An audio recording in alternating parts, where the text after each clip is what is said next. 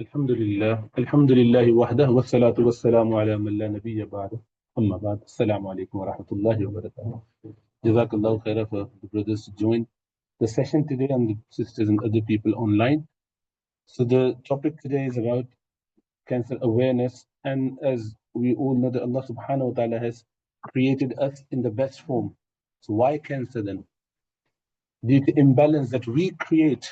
ظهر الفساد في البر والبحر بما كسبت أيدي الناس. Allah subhanahu wa ta'ala mentioned in the Quran that the corruption is prevailing on the land and on the earth, and in the earth and in the sea, because of what men has done with their own hands. If you stay normal, behave normally, eat normally, do exercise normally, don't go here and there, don't overindulge into things that might not be beneficial. So we go for tasty rather than healthy, as my Sheikh would say. So the problem would be, as we are saying, so there's a lot of cancer happening in and around us, and we all know it, and we've all seen it. I think they'll be surprised to find out there was someone who doesn't know a patient with cancer in their family, relatives, community, wider communities. It's quite common. And even young as 30, 40, never had any history of any of the condition, and yet they developed it. So there are certain telltale signs, certain important factors and points that one needs to know, some lifestyle modification that people can do, inshallah, to benefit from. And it's sunnah to keep yourself healthy. المؤمن القوي خير من المؤمن الضعيف. The one believer that is stronger is better than the one who is weaker. But actually, in another narration, أحب إلى الله. He's actually more beloved to Allah subhanahu wa ta'ala as well. So one should try and honor the body. And وَلِجَسَدِكَ عَلَيْكَ حَقْ Rasulullah sallallahu alaihi wasallam said that you have right over responsibility towards your body. So the rights of the body must be taken care of. So may Allah subhanahu wa ta'ala give us tawfiq. So inshallah we would have a session of about an hour maybe, roughly. And then maybe less, 45 minutes, and then question and answer. It could be quicker, inshallah. It's not too detailed, but some basic information about this. So our friend and very old student, been seeing him since this size. He's in Desert, Harun Khurshid. So he lived in our area, did his graduation medical studies from Cambridge University, mashallah, always been very obedient, nice and hardworking student, and now a GP in our area. So inshallah, we can ask in question answer what exactly is he doing, into some clarity. Tafadhal, then start, inshallah. بسم الله الرحمن الرحيم الحمد لله رب العالمين وصلى على سيدنا محمد وعلى آله وصحبه أجمعين. Assalamu alaikum wa rahmatullahi wa barakatuh. So today we'll be talking about cancer. There's a few important things. One, firstly, what is cancer? And then we'll go through some common cancers. Who does it affect? Causes and risks, and then symptoms to look out for, and then public health initiatives that are in place to help from the government and from Public Health England to prevent us from getting cancer as well. So just as a start to find out how prevalent cancer is, put your hand up if you know somebody who has had cancer. So more than 50% of the room. And they say that right now, 1 in 3 people will get cancer. And in 2050, 1 in 2 people will get cancer. So it's on the rise, and there's lots of different theories as to why this is. So the Prophet ﷺ said, take advantage of 5 things before 5 things: your youth before your old age, your health before your sickness, your wealth before your poverty, your free time before your preoccupation, and your life before your death. So what is cancer? So our body is made up of lots and lots of cells, millions of cells, and they are like the basic building blocks of life, just like bricks of a house. And constantly we are creating new cells when we get injured, or just as we're growing, or just generally if there's any damage to any cells. Our body, Allah has made us in such a beautiful way that we are able to create new cells to fix them. However, in cancer, a tumor can arise, and this is where the cells of the body grow too fast, and the parts of the body that stop the cells that are responsible for stopping uncontrolled growth, they aren't working, and that can lead to damage to the body, and it can happen at any location of the body. So in terms of the commonest types of cancers for females and for males, for females, the commonest type of cancer is breast cancer, and for males, it's prostate cancer. And then after that, it's lung cancer for both, followed by bowel cancer. But as I said, every organ of the body can be affected by this. And generally, as we get older, the risk increases. Obviously, the dip at the end of this graph is because of just because there's fewer old people alive, but proportionately for your age, the percentage goes higher and higher. Age is the biggest risk factor for cancer. So, do you think cancer can be prevented? Yes or no? Yes, very well, very good. So, evidence shows that 40% of cancers are preventable. So, a considerable amount of cancers are preventable. And there's a huge amount of evidence that shows that each of these things are linked with cancer. Even things as little as not drinking enough water has been linked to bladder cancer. Okay, so we'll gloss over a few of these, and if everyone could take just one thing at least from today's talk, inshallah, we can all try to adopt one of these at least. So cutting out sugary drinks, maintaining a good, healthy body weight, especially for South Asians, our BMI for normal recommendations in the NHS to be overweight and have that higher risk, it's 25, a BMI of 25. But for South Asians, they've made a specific exception, 23, in fact. So very important to maintain a good, healthy body weight. And recent evidence has shown that obesity and high weight is linked to a great number of cancers. Maintaining a nutritious diet high in fiber, lots of vegetables, very important. Avoiding fast food, limiting red meat, avoiding alcohol, quitting smoking, and staying active. Doing half an hour of exercise every day, just to the point where you get a bit breathless. Even just going for a walk, but a brisk one, is going to do, inshallah, add many years to life. There's one of my friends is a radiologist, and he's been seeing that there's lots and lots of younger people coming in being diagnosed with cancers compared to previously. And we don't know what specifically it is, but lots of people have made theories that increased fast food intake and increased additives in our diet and lots of even plastics and things has really contributed. So eating nutritious diet is very important. If you have any questions, you can ask along the way. You can put your hand up. Yes. We get a lot of these ready-made masalas nowadays. Like biryani masala, honey masala. A lot of biryani.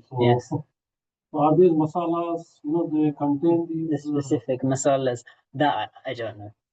All I would say is that things that are natural are always better. So if you know what you're putting in your food, then it's always going to be better. Making things at home, I don't know about specific masalas. Yes, normal masalas that people have, the herbal stuff, that wouldn't be a problem as long as they're not adding few things. Sometimes the problem is the quantity, the too much, too less. If there's any proportion, we all want more hot, just to make as spicy as possible. And people say unless you are having all this ear, getting the fuming out and your eyes and everything, shedding tears. That is not right attitude. That's right. Nothing is good if it is excessively done or beyond the limits done. moderation in everything. We have to have everything in moderation. It's not amazing to have tasty food, which is full of spices, or the masalas rather than the food itself. So yes, but try to keep it minimum, or whatever little you could have in Shakata. But so the reason Harun Salah says that we don't have evidence is because we haven't done the study enough. The specific masalas are not being studied widely enough. I mean, because we don't do that much studies anyway in our part of the world. So, is it better to avoid oil or fish is better for butter or oil? Some to cook in yes, again, everything in moderation. I think moderation is key. They do say oil is generally better. Exactly. But So everything in vegetable oils moderation. tend to be better, but again, moderation. Nothing in excess is good. Rasulullah Sallallahu Alaihi Wasallam has given actually a hint to that in a hadith whereby he said, Sallallahu Alaihi Wasallam, that when Allah loves someone, He would make them away from dunya as He would make someone away from the water when they are getting harmed by the water. So meaning even water can harm people. Obviously, we know in medicine, if you have heart condition or liver condition or kidney failure, then you can accumulate fluid in the body, in the lung, in the heart. So we restrict it. We say, no, only a liter and a half, for example, for the heart failure patients. So Rasulullah Sallallahu Alaihi Wasallam said, as you would make your own loved one avoid water when they desperately wanting water, Allah would make you, stay away, or Allah would prevent you from getting dunya as much. So anything in moderation. If water could harm, then what else is there left to harm each other? So everything in moderation. So these are a whole host of different symptoms. It's a bit unclear on, and maybe we can. Yes, yeah. Some symptoms, and as you can see, these are symptoms that maybe we have all had at some point or another. A high temperature, for example, cough or a hoarse voice, swallowing or chewing problems, breathing problems, breast changes, weight changes, bowel changes, problems peeing, lumps, sores, pain, bleeding or bruising, tiredness, or skin changes. The NHS website is very, very excellent in that it has, if you have any concerns, then you can go on the NHS website, and it's got a very, very clear cut guidance about when you should be worried. If you have a cough that's lasting for longer than 6 weeks, then that would be a reason. And so it's all written on the NHS website if you're ever concerned, or you seek your advice from your GP. But these are a few things. Then before we go into the next bit, which is all about the specific types of cancer, I'll just talk to you about the typical pathway that one would go through when they are being investigated for and then treated for cancer. So firstly, if you had some symptom such as a cough that was lasting for longer than 6 weeks, or you had a lump on your skin that you thought was getting larger and larger and you were getting concerned about it, or you were a lady who had reached her menopause and not had any periods for 12 months and then started having some bleeding after 12 months. These would be reasons you'd see your GP, and your GP would then be concerned about cancer. The first thing that the GP might do would be some investigations, like a chest x-ray.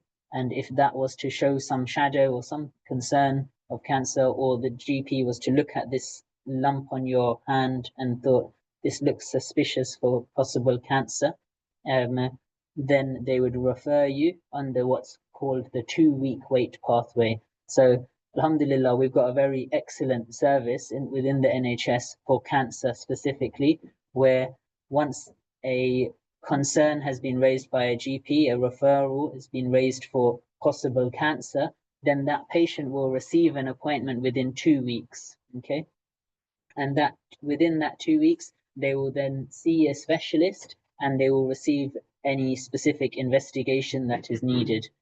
Okay, then once they have seen that specialist, then they will either, majority of the time, they will be told this is not cancer, and they'll be reassured and they will be sent home, and that's fine. But a small proportion of those referrals do end up becoming a diagnosis of cancer. And that's obviously a very worrying and overwhelming diagnosis. And so there is a support service in place. There are Macmillan cancer nurses available, and there's a Muslim charity as well called the Safina Society. I'll mention them again at the end, who are there to help people struggling when they've got a diagnosis. Because then after that diagnosis is received, there's going to be lots of different options, lots of different treatment possibilities, and perhaps if it's very, very advanced, then the patient might be given very, very poor news, very poor prognosis, in that it might be what's called a terminal condition, and they could be for more palliative care, and there might not be any treatment. So there's a whole range of different pathways at this point. The majority of the time, cancers can be caught early, and they would be for treatment. So treatments could include chemotherapy, which would be intravenous medicine, which kills the cancer cells. It can have lots of side effects. It could be radiotherapy, where they shoot X-rays at the cancer to try and kill it. Or it could be surgery, where they try to remove the cancer altogether, or a combination of all of these. And as time is going on, there's lots more research being done, and there's lots more new therapies coming out. So maybe 20, 30 years ago, when you were told you had cancer, it would be like a death sentence. Whereas now, lots and lots of cancers, particularly breast and prostate cancer, are very, very treatable. Then once that treatment has gone and been completed, and patient would have follow-up scans to make sure that the cancer is improving and to make sure that the cancer has gone away completely, then perhaps if they have been told that they have been cured from cancer, then they would have regular follow-up every year. They might have another scan, or depending on the time frame might differ. And however, if that treatment wasn't successful, then perhaps they try a different treatment, or it could get to such a severe stage where the cancer can spread to other parts of the body, in which case it might be that there's no further treatment available, and the patient is left to manage their symptoms. And there's always something that can be done to try and manage symptoms, and that the patient should never be left to feel pain, and there are medications available for sickness or any symptoms that they're experiencing, and that's when the palliative care team would get involved. Yes. Answer. Cases where they went for the test, they came out negative, but further down the line, they didn't further test. How does that work? Yeah, there's always the scans can only be so good. They are not 100% foolproof. So chest X-ray, for example, it's like a snapshot photo of the chest, whereas a CT scan is more of a 3D image of the whole chest. So perhaps if you had a chest X-ray, if you had a cough that lasted 6 weeks and you had a chest X-ray and it shows that the X-ray looked completely normal, then a cancer could still be missed. Okay?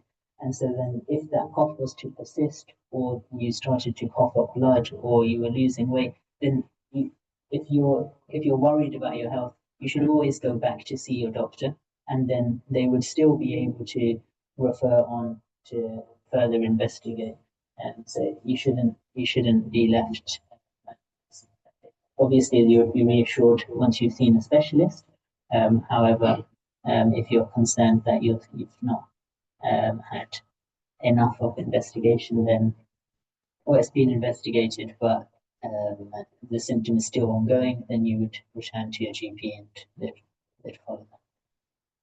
And if you have a specific example that would make things much more clearer.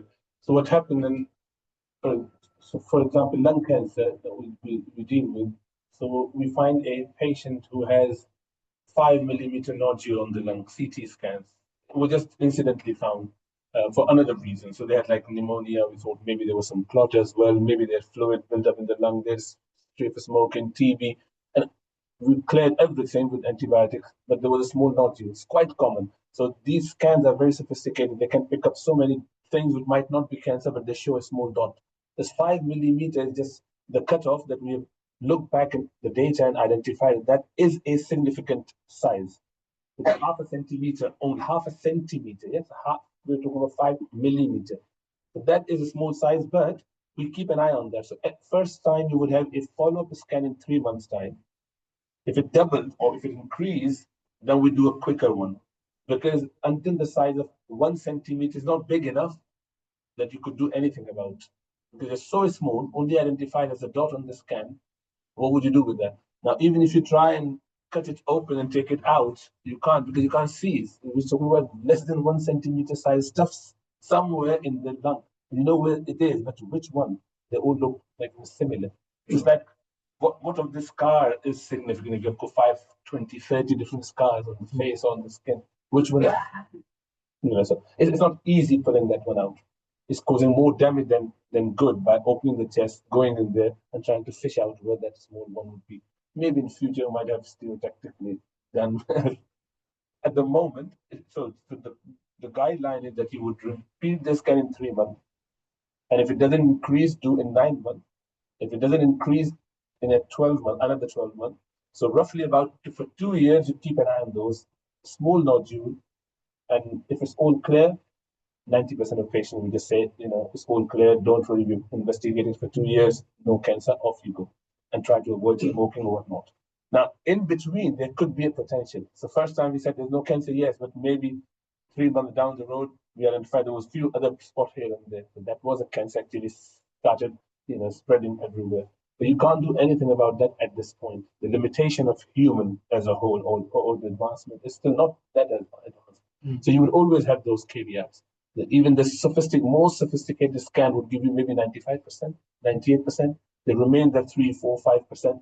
Each investigation has a failure rate. So we go by, is it more probable that we'll get something out of it? Then absolutely. There's no test or treatment or investigation that is 100% in medicine. It can't be, because we are looking at human beings. We're all different from each other. So how would you, so what we do, we just look at these 50 people and extrapolating that data, pulling it out and spreading to the whole universe, every human being, 8 billion people. You can't investigate 8 billion people. So what you do, you have 1,000, 2,000 patients sample, and most of the time you're good enough, and then that's robust enough, and you spread it to the whole world. And that's not true though, because people are different. Everyone would have a different way. So when we say 5 millimeters, say why 4.9 is not significant than 5 millimeters? No answer, because we can't have the answer. What we did, we looked back at the data. The way the science works is that you just go back and identify what was the highest number where you could get benefit to the patient. Otherwise, you would be radiating and radiating and radiating and getting them more trouble with that radiation. And cost involved as well. Time out of work involved, stress involved. So there's so many factors. You can't just be scanning everyone on a daily basis. So there's a patient who asked me, "Were you waiting for 3 months? What if I get something wrong?" You get the next day. So shall we just do everyday scan on a daily basis? It could be morning and afternoon, maybe 12 hourly. Something happened in between. You can't do that. So there has to be a set of sensible judgment code, which we do. And then obviously we're bound to fail on certain occasions. And that is why we keep ourselves humble enough to know that we are only medical professionals trying to use God-gifted skills and whatever, inshallah ta'ala, to help. But you can't claim that we know everything about medicine. Yes. Do all the cancers have early symptoms, or there are any silent ones? There are many there are some that present very late, like pancreatic cancer, and by the time it's picked up, often it's already advanced quite extensively, but it's very different for different people. So this first one's about breast cancer. So how many women or men get breast cancer every year? Any ideas? How many women get breast cancer every year in the UK? Any numbers? 50,000? Very good guess. 56,000. Yes. MashaAllah. So 56,500 women get breast cancer each year. And men can also get breast cancer. 390 is very rare, but it's possibility. For women in particular, it's recommended to self-examine their breasts. There's a YouTube video here, and there's one in Urdu as well that we've been asked to share as well, and you can find it on YouTube as well. And it's very important, particularly if there's a family history of breast cancer, and obviously with age as well. And as I mentioned earlier, being overweight is a big risk factor for breast cancer. There's Just a quick point on that. I know we're so, laid back on these matters. Get your family members, check themselves regularly. At least they should be aware of that. And, especially the ladies in their 40s and 50s, make sure that we have this habit of every 3 months. There's nothing wrong with that. Every 3 month breast examining themselves and learn how to do it. And if they find any lump, anything, make sure that, or any changes that we show in a minute, any changes, highlight it to the GP, to the doctors. And husbands should be careful about that, and they can do the examination if they want to learn. They could do that if there was any issues. Nothing wrong with that. So be sensible enough to identify that. That's one thing you can very easily detect. Early detection is the key for treatment before it spreads to every part of the body. And again, unfortunately, we're seeing younger people come in with breast lumps in their 20s, women in their 20s and 30s, and they get a diagnosis of breast cancer. So these are some changes that you would find in breast cancer that would make one worried about breast cancer. So thickening or dimpling or crusting. Pain is generally more, if there's no lump, pain is generally reassuring that it's less likely to be cancer. But certainly if there's a lump or an itch or a rash, then these are worrying changes, or any nipple changes. These are should prompt going to the GP urgently.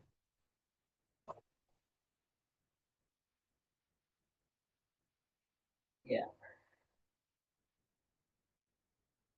So breast screening. So screening is something that happens in the community where the patient is invited for some sort of test, and we have screening for different types of cancers, and it helps detect cancer early before the patient has any symptoms. If you're doing a screening test, but then you develop some symptoms, you should still always return to your GP, because these tests are only so effective and so sensitive to becoming positive. So there's a bowel screening test that I'll mention later, which looks for blood in the poo. If you were to have that done, I often have patients that say to me, I just had this test done and it was normal, so that means I can't have cancer, but they've still got blood in their poo, or they've still got some. So it's really important that if, even though you're having these screening tests done, which is very, very helpful to help detect cancer early, if you still experience symptoms, you always go to your GP. So this is an NHS check, which happens every 3 years in women between 50 to 70. They'll get a letter posted to the home, and they'll be invited for an appointment. You're not forced to do it, and we found that actually in ethnic minorities, communities, people are less likely to attend these screening tests, which is very bad, because it's a facility which is helping us to try to detect cancer, to help us to live healthier lives. So it's really, really important that our women do attend these breast cancer screening tests. It's once every 3 years for a 50 to 70-year-old, and it's a simple X-ray. It's I guess it's taking an X-ray of the breasts, but it doesn't cause pain. It's not an invasive needle or anything. It's a simple X-ray. So cervical cancer. So this is the part of the womb, the neck of the womb, which can be which can get cancer as well. And actually, this type of cancer is 99.8% preventable. Okay. The symptoms that a woman might experience might be bleeding between their periods, or bleeding after intercourse, or specific, or pains, or any urinary changes. So again, these symptoms are very, very broad. Okay, the GP will be able to sift through all of the information to think maybe this could be cervical cancer, and the way to first prevent it is to attend the screening programs. So again, every 3 years, between the age of 25 and 50, women are invited to have a cervical smear done, and this is where a small sample of the cells is taken from the cervix and using a soft brush by the nurse, and that is sent off to the lab to see if there's any HPV. This is a specific virus which is preventable, that can be detected and can lead to cancer if it's not treated. And then between the age of 50 to 64 years, because this type of cancer is less common in that age category, the screening is still there for every 5 years. This is a cure for Muslim women about cervical screening. So if anyone online would like to just take a photo of that QR code, any of the sisters online, they can fill out that questionnaire. Then prostate cancer. So the prostate gland is an organ that sits just between the bladder and the testicles, and it's responsible for giving fluid, adding to the fluid in the semen. And this is the commonest type of cancer in men. It's slightly less prevalent in South Asian communities, but it still exists, and it can kill 12,000 men a year in the UK. So that's 33 men dying from prostate cancer every single day. And there's no screening for prostate cancer, but there is a test that is done for prostate cancer called the PSA blood test. So if you are experiencing significant changes in your urine, in your waterworks, then so things like needing to rush to the toilet to pass urine, passing urine more often than usual, especially at night, difficulty passing urine, you're going to pass urine but nothing's coming out, or you're having to really push to pass urine, or blood in your urine, or even blood in the semen, which might appear brown, or feeling that you've not fully emptied your bladder, then these would prompt you to see the GP. And the GP would arrange to do this PSA blood test. This blood test, sometimes it can come back high and there's no cancer, and sometimes it can come back normal, but there is cancer. So it's not the best of blood tests, but it's the one that we have. And if it does come back high, then you would be referred onwards to have an MRI scan of the prostate, which would look at the prostate in a lot more detail, and it's a lot more accurate in deciding if there is prostate cancer. And there are certain groups that are at increased risk. Definitely, if there is a family history with a lot of cancers, family history is a strong risk factor, and then age in this case, and also Afro-Caribbean and having sexual dysfunction. 1 in 6 UK males will be diagnosed with prostate cancer in their lifetime.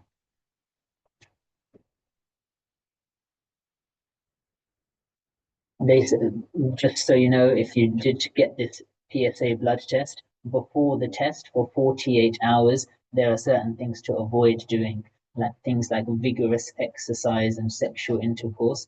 You should avoid doing these for 48 hours because they can falsely raise the prostate. And more common than prostate cancer is what's called benign prostate enlargement. As we get older, I think they say 80% of over 70s will have an enlarged prostate, and that's a completely normal thing that happens with age, but it can also cause these symptoms. It can also cause you to pass urine a lot more at night. But the key for us as medical professionals is to exclude cancer. So by doing the PSA blood test, we feel more reassured that this is not prostate cancer. But as I said, you're still experiencing severe symptoms. Let's say you started some medication to help treat those symptoms of what's presumed to be benign prostate enlargement, but the symptoms are still there, then we would refer onwards. So bowel cancer. So let's see who was listening. Is bowel cancer the first, second, third, or fourth commonest cancer? Second, third.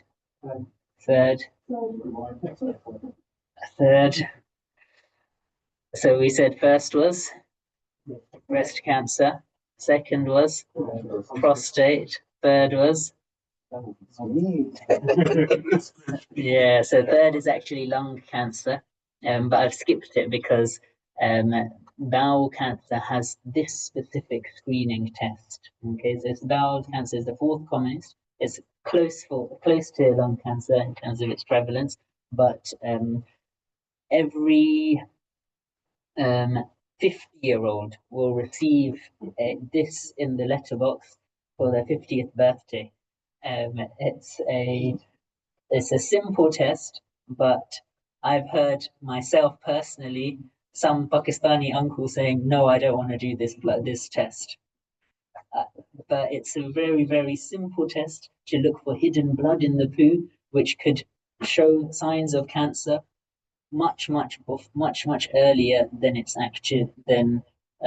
before it's advanced and spread to the liver or spread to other organs. And so it's very easy. You just take a sample and you put it inside this bottle and you send it back, and then you get a letter saying it was normal.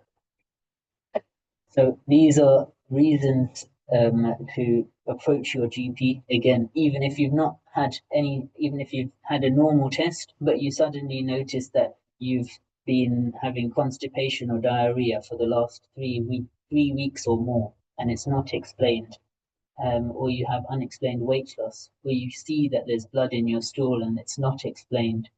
Usually it's from hemorrhoids or piles, but if you've noticed something new, then it should prompt you to see the GP. Or change tummy pain or lump in the tummy that you feel, extreme tiredness, they say, as long as everyone has these days. And then the most important ones is that you're going to open your bowels and go for a poo, but actually it feels like you haven't completely emptied. That would be another symptom. So yeah, at the 50 years, I think previously it was early 55 years or 60 years, but now they do it even earlier. More than half of bowel cancers are due to unhealthy lifestyle choices. So not just being overweight or obese, but they found that having a good amount of fiber in your diet, having fruit and vegetables in your diet is protective, and less red meat.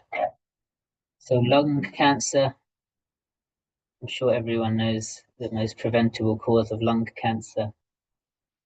Smoking, yes, absolutely. 70% of lung cancers are caused by smoking tobacco. So symptoms of lung cancer if you don't smoke, you can still get lung cancer. It could present with coughing up blood, unexplained weight loss again, shortness of breath, or a cough. The commonest symptom is a cough that doesn't go away. That's the smoking. So parents think that, oh, so I'm not bothered. I've got tawakkul Allah, I can still continue to smoke. But you're causing damage to your children as well. You're not concerned about yourself and your health. Go and do whatever, and be aware that you are actually having the filtered one and the family, small children. So I had 21-year-old girl, obviously never smoked, never touched it. Father, mother, both chain smokers. And she was riddled with cancer. This was the first time we thought it was pneumonia. A young person coming with cough, a little bit of pneumonia. We thought chest actually was quite horrible, but we thought that may still be. But lo and behold, when she had CT scans, she had quite a lot of cancer. Both of them got so much depression, we needed to support them before we had to actually support the daughter, because she was not too much, well, clinically wasn't too bad. Obviously, she didn't survive long enough, but the parents at that were completely gone. Like, they felt that they had actually caused, which, well, was right. They're the one who caused it all. Well, one should be sensible enough. Be careful, and then don't do that. And to stop smoking, they say that the best evidence shows that stopping smoking requires help. You can't stop smoking by yourself. You can, but it's very difficult to stop smoking by yourself. So there are stop smoking services in every area. Redbridge has its own one, and it gives a combination of counselling and also the nicotine replacement and the medication help to help stop smoking. So you can go to the NHS website, Redbridge Stop Smoking, to if you or anyone that you know wanted to have that.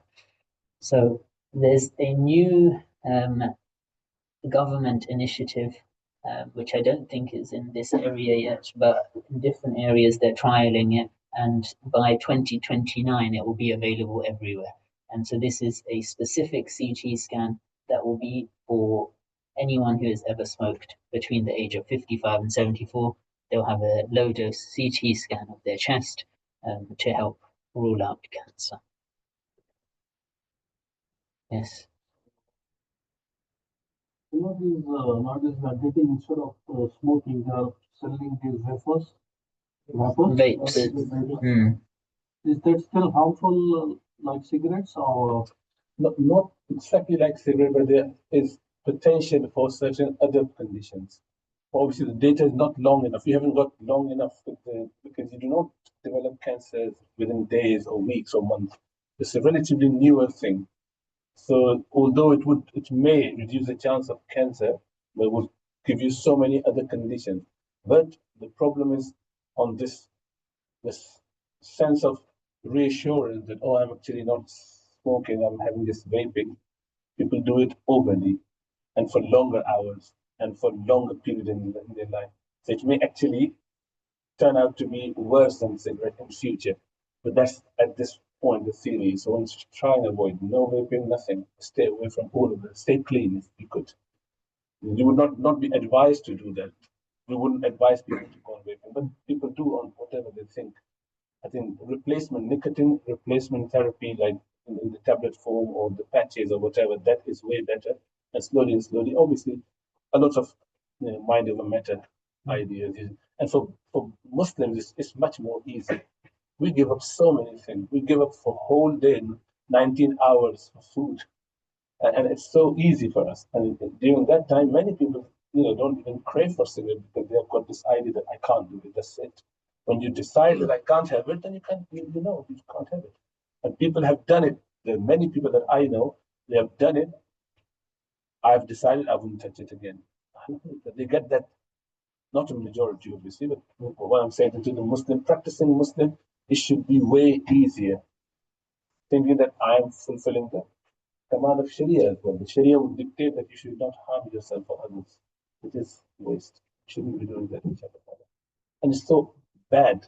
On top of this, the health-related issue, you are offending others by coming into masjid. Those who do not smoke, and majority alhamdulillah don't, anyone with smoke and they just smoked outside and they came inside the masjid, you can't pray properly next to that individual because it makes like, I get, rash in my body.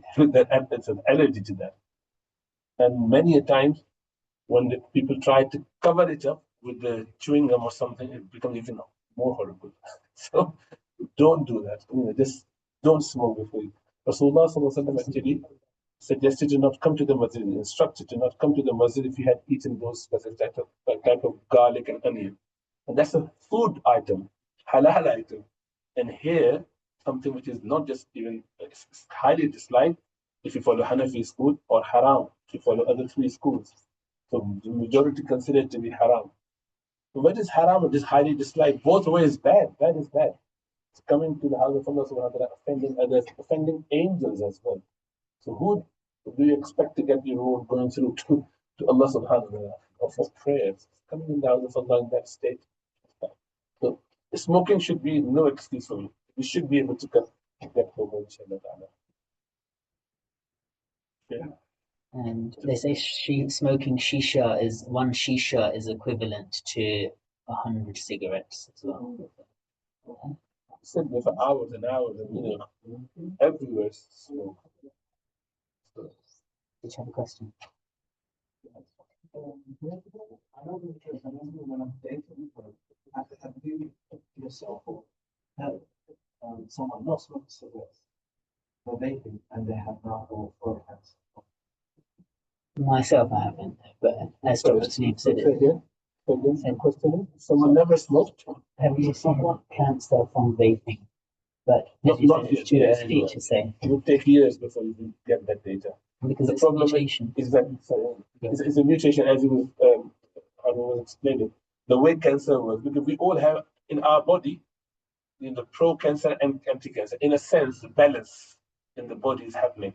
So you have genes, you have got giving the signals to the cells to do this or that.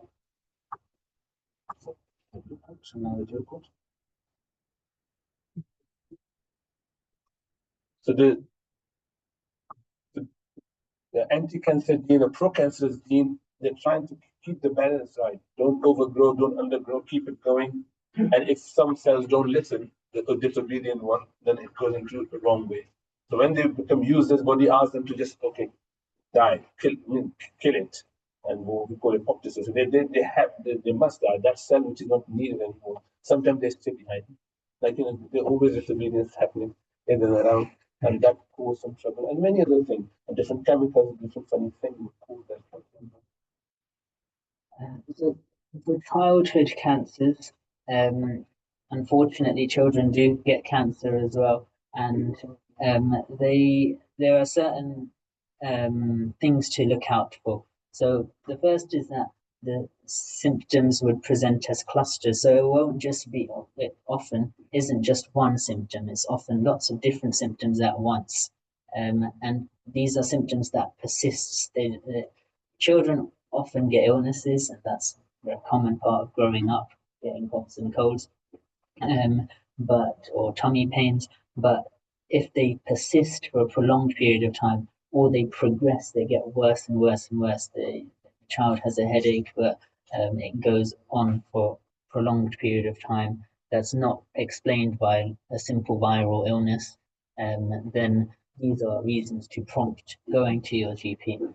So the most important thing is that they say something that's not right after 2 weeks. So 2 weeks is generally a good time frame for you to try to see if things can be managed at home. Obviously, if it's so severe, then you'd see your GP sooner. But if it persists and it's low lying for 2 weeks or longer, then it warrant going to see your doctor. And so a few specific ones that I've highlighted is the persistent headache. Children under 5 shouldn't really be complaining of a headache. It's very uncommon for a child under the age of 5 to be complaining of a headache. There's all sorts of other things as well on here. But the other one that I wanted to mention was a lump or a swelling in the testicle or the breast or the groin. So it's very important that we are communicating with our children and just like Dr. Salim mentioned about having our females examining their breasts, it's important that we're sort of open with our sons as well, regarding any changes that they notice in their health. And then finally, non-specific symptoms, so unexplained fevers or behavioral changes, or really feeling suddenly very fatigued for a long period of time. And definitely if they're not gaining weight, if they're losing weight, then that's very dangerous for a child. They should be gaining weight. But if they're just sort of stagnating and not gaining any weight, again, that would be something for you to think about.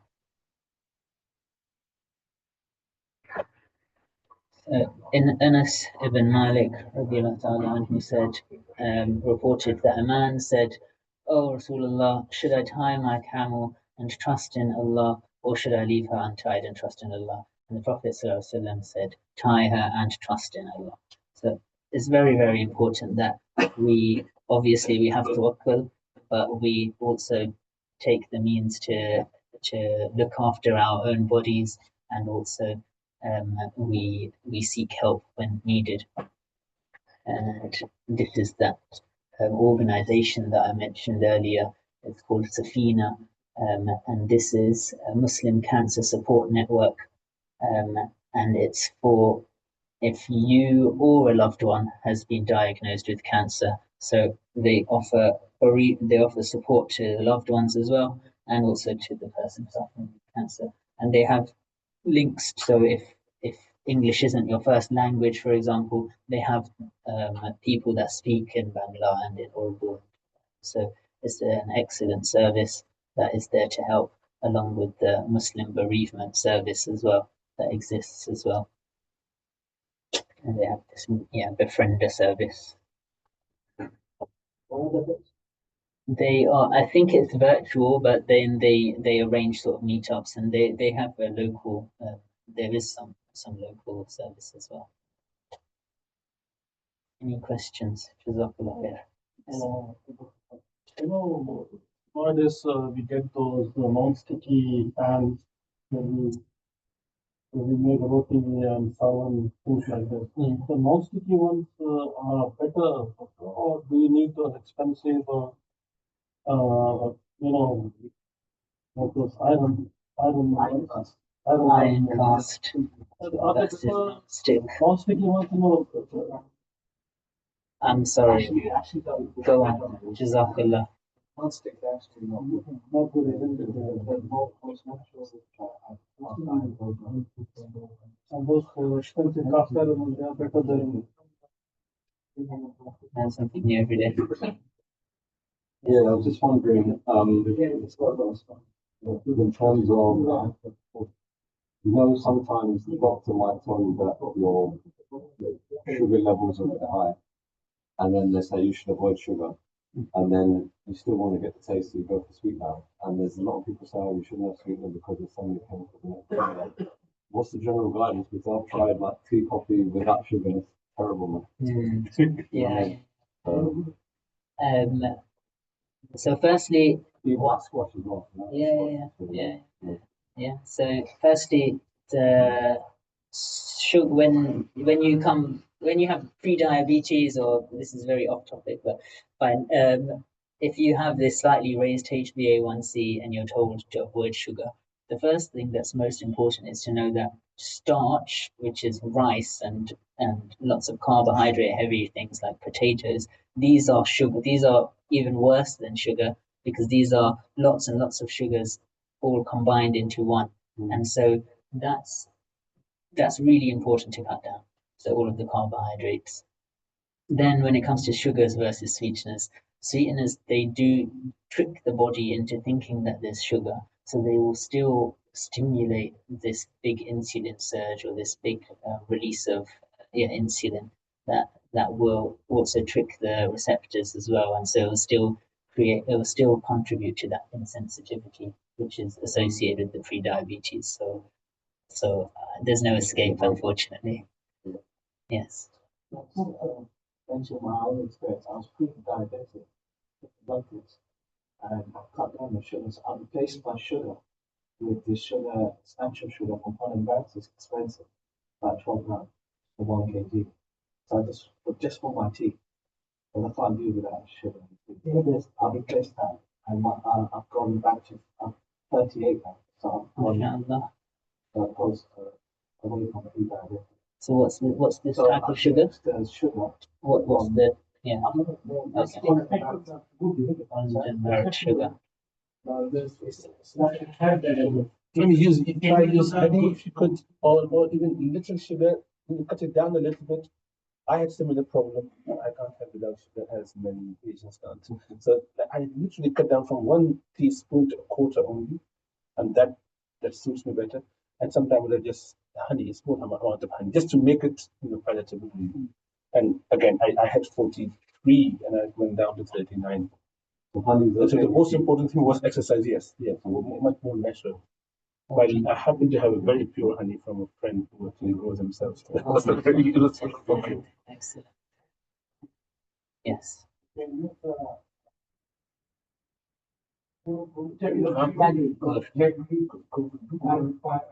Any natural thing would do, but do everything in moderation. Just cut it down a little bit, increase your exercise with that disproportionately. But because many people cut down on sugar in tea, but they're having all the rest of the creams and afters. So cut everything down and exercise. That they would do. Inshallah.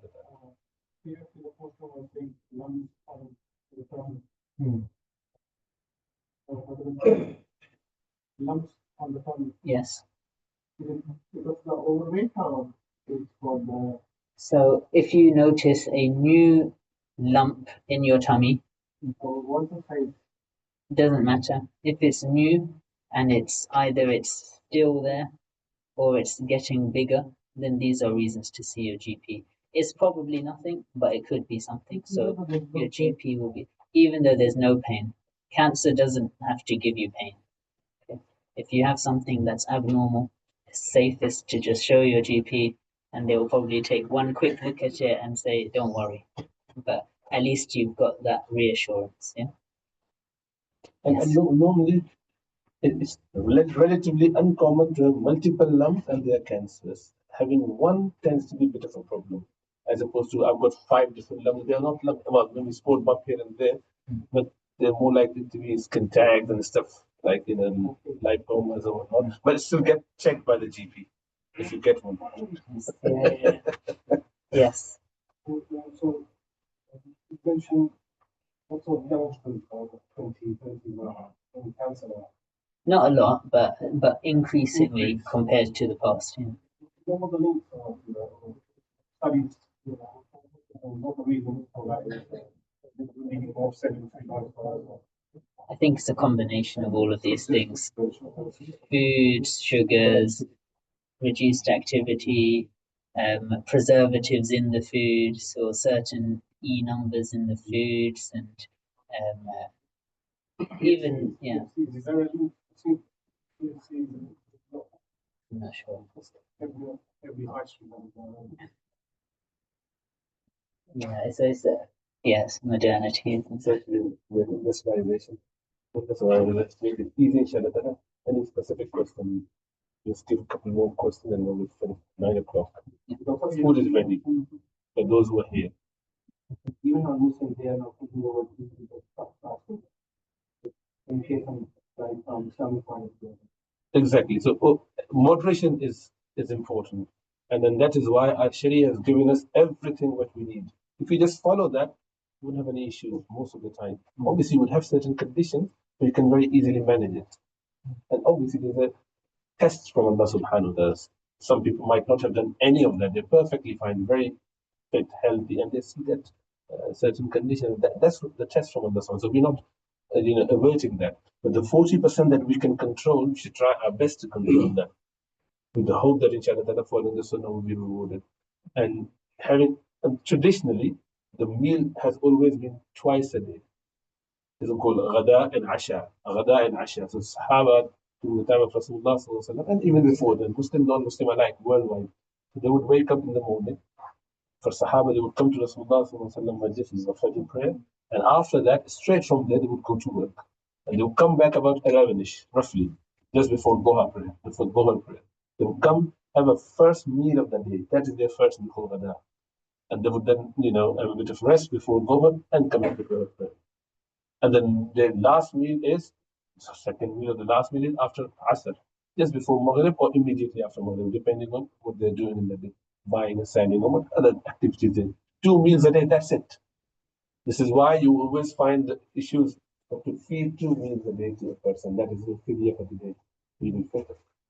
If you have to compensate for the missed fast and couldn't keep up ever again, you have to do 2 feeding 2 miskin a day or miskin 2 meals a day for that particular fast. So that's the norm. Now, previous generation had 3, some fast, morning and then lunch and then late evening. And now we have included into 4, which is the tea time. And tea time only in, I think, if you're Gujarati, then tea time means a proper meal with that. There's so much stuff. I had a whole year in Leicester and I was doing my foundation of the Hadith. There's a 4 or 5 different snacks. Has to be there. That is when it's called tea. So let's have tea, and then there's like 20 things there. MashaAllah. So that if you do that, that is a problem.